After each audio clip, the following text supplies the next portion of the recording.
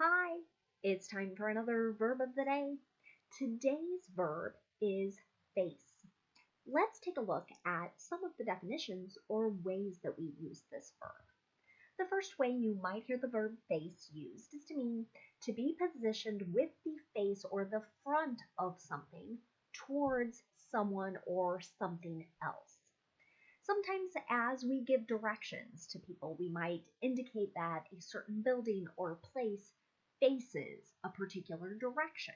So we know that the front of that building or place is from a certain vantage point. A second way we might hear the verb face used is to mean to deal with or accept something that is difficult or unpleasant. And that something could be a task, it could be a fact, or it could be a situation. Tied to this definition is a phrase you might hear, face the facts. So again, these are probably facts that are unpleasant or difficult, but recognizing that we must deal with it. We cannot pretend that it doesn't exist. You should know that face is a regular verb. To make the progressive tense, we're going to drop the E and then add ing to form facing. The past tense and participle forms of this verb are made by just adding a letter D, since this verb already ends in an E. The base verb face ends in an S sound, so our past tense ending is going to make a T sound. Faced, faced. Today, we're going to focus on a variety of different phrasal verbs that use our base verb face. So we won't have any separate verb practice, but I'll take a moment to point out the verb tenses that are used in my example sentences. So let's take a look at our first phrasal verb. It's face away. It means to turn away from someone or something. An example of that could be face away from your partners during the game. So here it's asking people not to look at one another. So they're going to put their backs to one another during this particular game. This is an example of an imperative sentence, a command. So there's no stated subject in this sentence. The next phrasal verb we'll look at is face down. It means to confront or to intimidate someone until they give up. An example of this could be, the smallest child faced the bully down. So a bully is usually someone who's trying to intimidate others with violence, make them do or say things that they normally wouldn't do or say. So here, usually we think of bullies as being rather big, physically intimidating, but here in this sentence we have a small child that is confronting the bully. This is an example of a simple past tense sentence. We don't have a stated time signal here in this sentence, but we could imagine that maybe it's part of a conversation or story, something that happened yesterday, for example. The next phrasal verb we're going to look at is face forward. It can have a couple different meanings. The first is to look straight ahead. So my example sentence is yet another imperative, a command.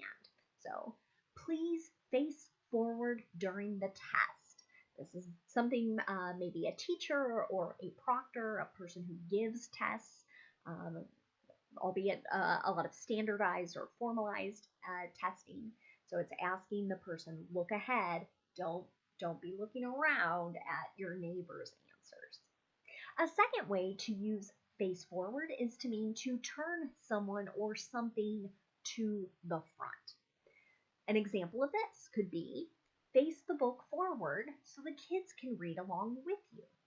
So again, in this sentence, we're using an imperative. We're giving someone a command, telling them to do this particular action, and then sort of explaining why. Let's continue looking at some more phrasal verbs. The next one we'll discuss is face off.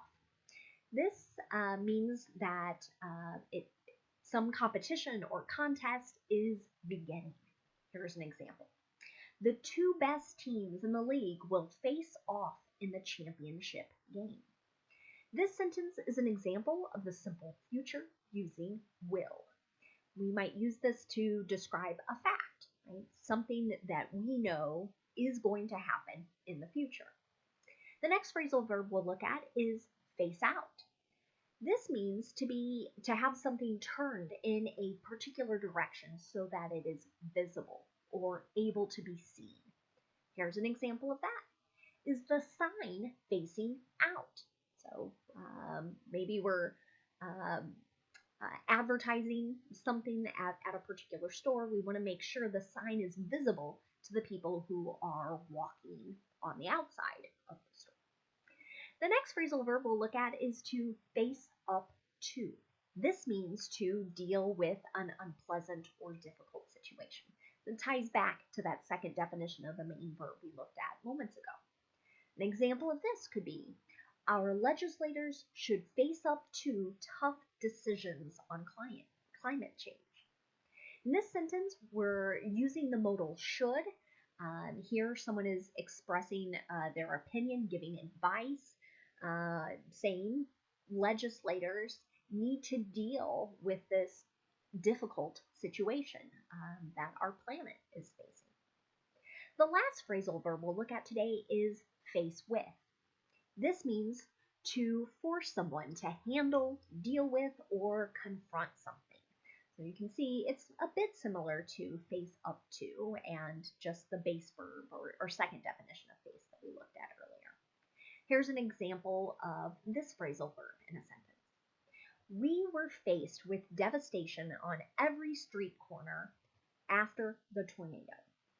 So here, maybe this is a mayor or other government official explaining that they had to deal with devastation. So buildings that were falling down, other damage, maybe from trees, etc., after this particular weather event. Now, let's spend a few minutes looking at some words and phrases that are related to our verb face. And the first word we're going to look at is just the noun form of this word. So, same spelling, same pronunciation, right? And the first definition for this noun is sort of here, what I'm pointing at. It's the front part of a person's head. So we'd say generally from the forehead to the chin. It just doesn't have to be a person. We would use this for animals as well, sort of that same sort of shape. So an example of this, something you might hear from a parent to a child, what did you get on your face? Is it food? Is it dirt? Maybe a marker, right? But they're asking about something that is on this part of your body.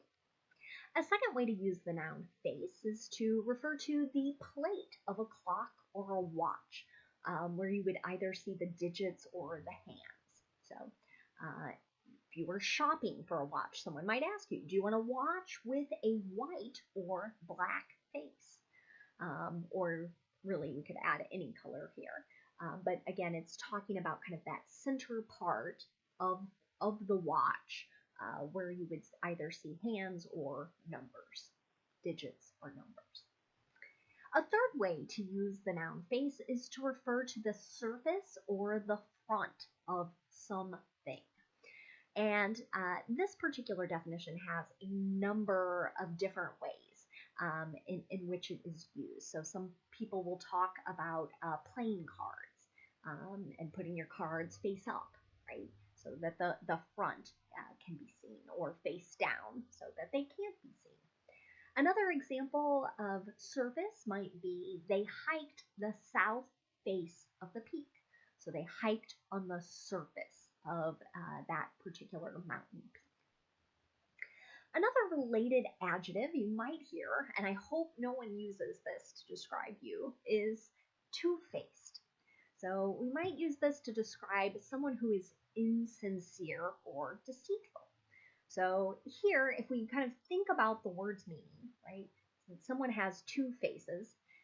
it implies they say one thing to one person and then they say something completely different to another person. So it might seem like they're trying to trick others or convince them to believe something that isn't true. So how I have heard this in movies and maybe TV shows is one character saying, "You're a two-faced liar." So that is not a compliment, and it's rather a rather strong insult. So I would encourage you maybe think that. You don't always have to say it. The last two phrases we're going to look at today are interconnected. So we have to lose face and save face. So if you're losing face, you're losing respect. But if you're saving face, you're maintaining your own respect. So let's look at our two examples and talk a little bit about their meaning. The leader lost face when she publicly admitted her mistake. So people had less respect for her after she admitted she made a mistake. The other example, the mayor tried to save face and keep his campaign promises. So he tried to remain respected from the community members, the voters, etc. From the single sentence, though, we're not sure if he has accomplished that. Thanks so much for watching today's video. I hope you have a great day.